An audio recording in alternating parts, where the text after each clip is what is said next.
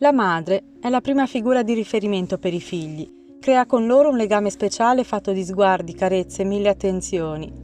I neonati cercano i suoi sorrisi e la sua approvazione nelle prime fasi di vita e il riconoscimento delle emozioni, dei sentimenti e della propria essenza, del vero sé.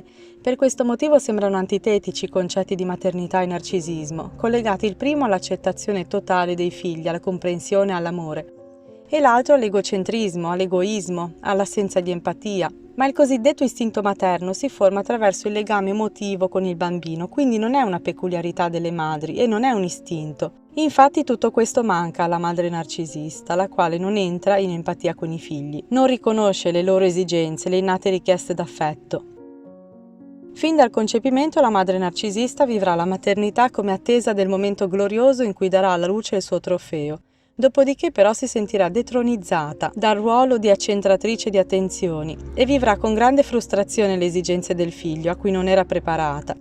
Inizia così la recita della madre perfetta, indosserà una maschera di madre ammirabile, che tutti devono lodare e con la quale cercherà di modellare il figlio a sua immagine, un figlio che deve procurarle continue gratificazioni, deve essere perfetto come lei immagina, non deve farle fare brutte figure e deve rispondere a tutte le aspettative che lei ha riposto in lui, anche se non sarà mai abbastanza. Vediamo le principali caratteristiche di questo tipo di madre. 1. Vede i figli come trofei. I figli diventano un'estensione dei suoi ideali, di quello che è lei o che vorrebbe essere lei. Soprattutto si preoccupa di come gli altri vedano i suoi figli, che quindi dovranno essere sempre impeccabili, sorridenti, gentili, educati e ben vestiti, puliti e profumati, non si dovranno sporcare, non dovranno dire cose che lei ritiene stupide, ma anzi dovranno aprire bocca solo per dire cose intelligenti. Odia che la si faccia sembrare cattiva, per questo può diventare ipercritica quando pensa che il figlio la stia mettendo in cattiva luce, essendo insicura come tutti i narcisisti. 2. È una manipolatrice.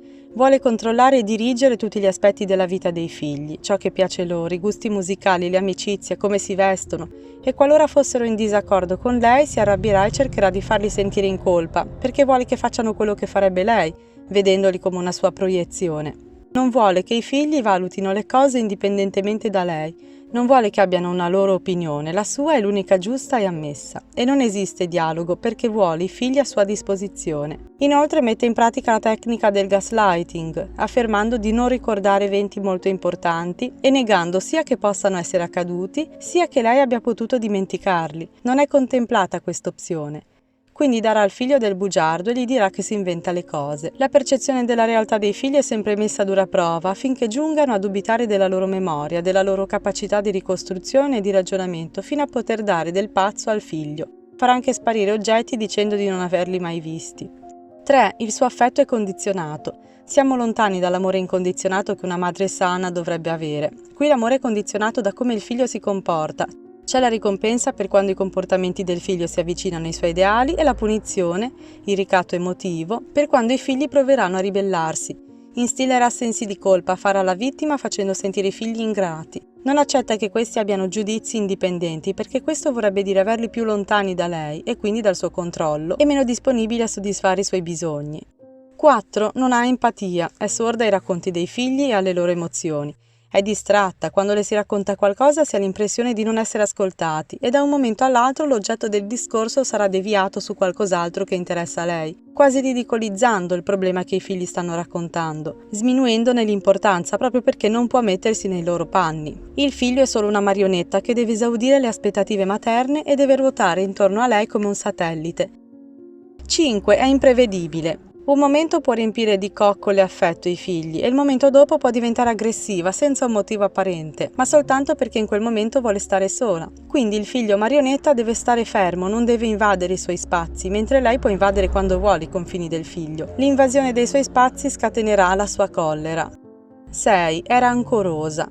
Può portare rancore per eventi avvenuti mesi o addirittura anni prima, eventi minimi che improvvisamente spuntano fuori come fossero stati gravi affronti, incolpando i figli che forse non ricordano nemmeno l'evento o forse sì ma in modo completamente diverso.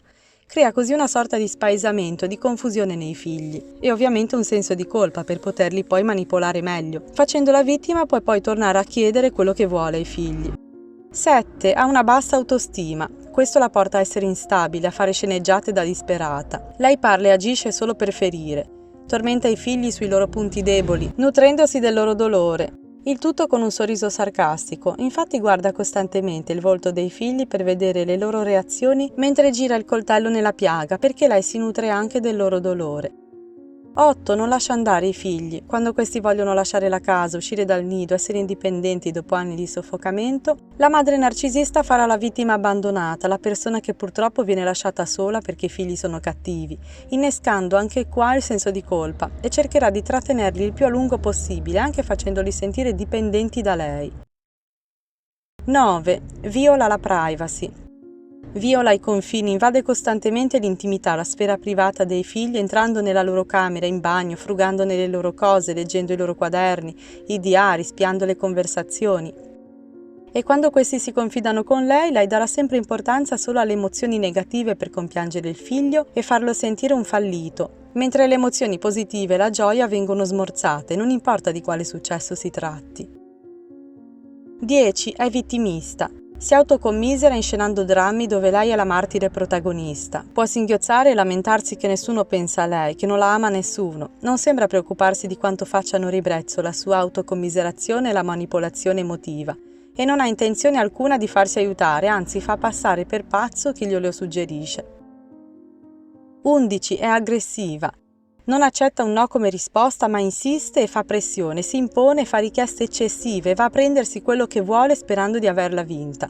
Se viene criticata o provocata, esplode, diventando furiosa e violenta, attaccando anche con abusi fisici. È facile suscitare la sua ira, perché se la prende per qualsiasi cosa, ogni atteggiamento del figlio che non sia la totale disponibilità emotiva e fisica è visto come un affronto. Inoltre, essendo sempre sulla difensiva, è praticamente incapace di qualsiasi miglioramento. Non può guardarsi dentro, non può riconoscere i suoi difetti perché appena glieli si fa notare si rivolterà contrattaccando in modo offensivo e aggressivo. Potrà solo cambiare in peggio. Inoltre incute terrore. La madre narcisista picchia i figli, ma non abbastanza da mandarli all'ospedale, così che nessuno si accorga di niente, e a differenza degli psicopatici non sono criminali comuni, anzi sanno cosa è giusto o sbagliato, ma insegnano a temere la loro collera. Anche con uno sguardo può minacciare il figlio e far intendere che dopo faranno i conti per un affronto in pubblico che solo lei ha percepito come tale. 12. Capovolge il ruolo madre e figlio. Appena il figlio è abbastanza indipendente, ribalta la responsabilità su di lui, abbandonandolo a se stesso. Gli nega le attenzioni basilari che ogni madre avrebbe, per esempio vestiti adeguati, spostamenti a scuola o da amici, non permette che vengano invitati gli amici a casa. Appena i figli iniziano lavoretti estivi o dopo scuola, li investe già di gravosità come provvedere alle loro spese, per esempio vestiti o altre cose viste come sfizi inutili. Al figlio non è permesso avere esigenze o bisogni, solo lei può avere problemi. E già quando i figli sono piccoli si scaglia contro di loro con scoppi di rabbia e aggressività ogni volta che è stressata, perché ferire la fa sentire meglio. Quando poi crescono attribuisce loro la responsabilità del suo benessere o malessere, sfogandosi con loro ogni volta che qualcosa va storto. Se riconosci in tua madre molti di questi aspetti, probabilmente ora sei sconvolto. Se hai bisogno di un sostegno psicologico, non aspettare a consultare uno psicoterapeuta, perché i traumi lasciati da questo tipo di madre sono enormi, pari ad altri tipi di abusi. Oppure lascia un commento se vuoi esprimere la tua opinione. Grazie.